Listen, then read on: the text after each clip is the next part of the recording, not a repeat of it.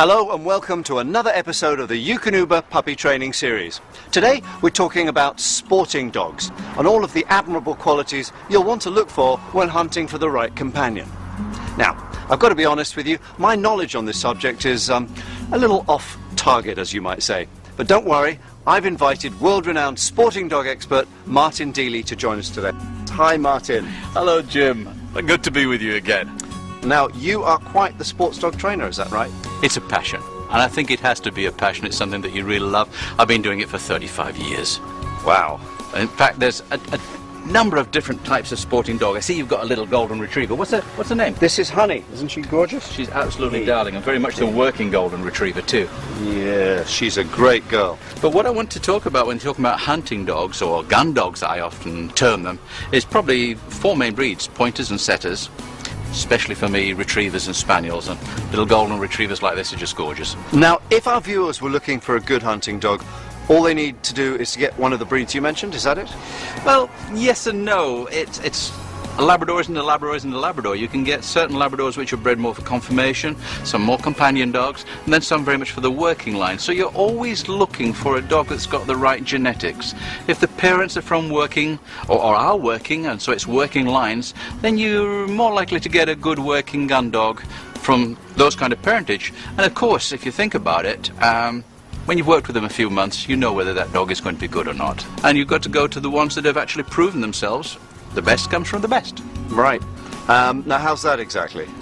Well, you're looking for the qualities which are inherent with a dog. Every dog has certain kind of, if you like, natural abilities, natural skills. It might have a nose, but you want a good nose. You want a dog which has got a passion for hunting and using that nose.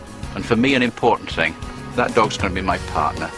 So I'm really looking for trainability, a dog that wants to work with me. And how can you improve on these? Well, you build on the basic skills, the basic instincts. You know, you find that dogs like to chase, so they're working for things. They like to find things, hunting.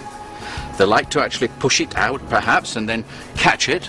And then they like to take it home, maybe even to eat it. So if you've got dogs which are hunting, like a spaniel or a retriever, and all of a sudden flushes something, I do the shooting, but then they go and fetch it, bring it back to me, I'm home, and deliver it. So we're looking at bringing out those natural abilities, and we're also bringing out an athlete, because they've got to be fit to do that. Right food and the right way of conditioning them. Now, what I want to know is, when you're looking for in a champion, what should you take into consideration when you feed them? Well, that's why I like to feed Eukanuba puppy food, and then once I've got the puppy food and got to a certain age, I go on to Eukanuba Premium Performance. It's by far the best I've ever used. I've used it for 20 years, and I find that when I've got dogs which are using a lot of energy and they're in that field and working, their muscles can wear out, they can even get damaged, and it just helps to repair them and keep my dogs in good condition. Sounds good to me. Now, what else goes into developing a great hunting dog? Well, there's a number of different skills, Jim, that can and should be taught depending on really the type of dog that you're working with. I like to start with the fundamentals. You know, you always start at kindergarten and kind of build up. I call it foundation training. Right. And a lot of that comes from retrieving. You know, the idea of finding something, bringing it back, and the enjoyment that comes from that reward of retrieving. And for me, with retrievers and spaniels, it's very much retrieving. I like them to find things, and also obedience. And for me, I like tennis balls. It sounds silly. A lot of people think that it's just an ordinary kind of, I don't know, game thing, but I like tennis balls, and I like tennis ball material dummies. It's soft for the dog. It's nice for that, particularly a puppy where they've got little puppy teeth. Now, any fun training exercise you'd recommend, with or without tennis balls? Well, a variety of things. I like to use things which the dog can succeed at, so I'm doing short distances at first. You know, it's very difficult actually to throw a tennis ball or even a dummy a long way, but with a tennis racket and tennis balls, you can knock them out. And I like to knock a tennis ball out. I like to knock it out so it bounces and rolls. They can follow the scent, they can follow the track of it. It encourages the puppy to go for it and to actually motivate him to go faster. So it builds up that kind of, what shall I say, enthusiasm in the dog. Yeah. And I like doing that. Any of your dogs made it to Wimbledon? Not quite yet, but we're hoping. Serena's a bit concerned at the moment. Of course, absolutely. So, like me after a day on the soccer field or a tough day in the gym, I'm sure the puppy appreciates a little TLC after training.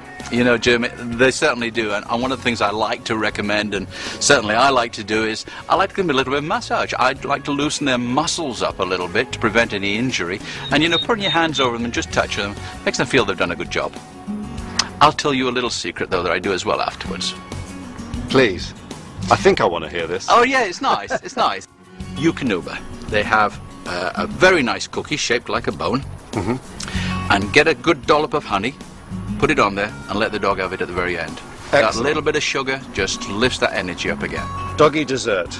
Indeed. A puppy pudding, as we would say in England. A real pudding. Sweet advice indeed, Martin. Thank you so much again. Thank you so much, Jim. It's my pleasure. And one of the things I would say is, you know, keep it fun, lots of praise, and just remember those little 3 Fs.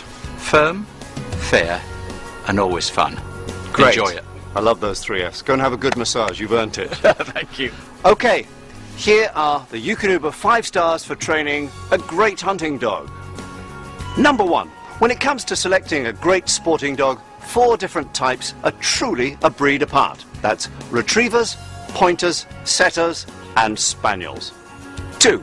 Don't waste time training a dog that doesn't show early signs of promise, which can be sniffed out early in puppyhood. 3. Transition your dog to Eukanuba Premium Performance Formula as it grows up.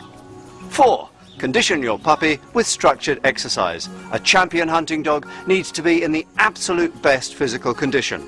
And 5. After an active day, the best way to wind down is with a rub down. Massage your dog and let him know what a good boy he's been. Until next time, this has been another episode of Eukanuba Puppy Training, dedicated to making a good dog great.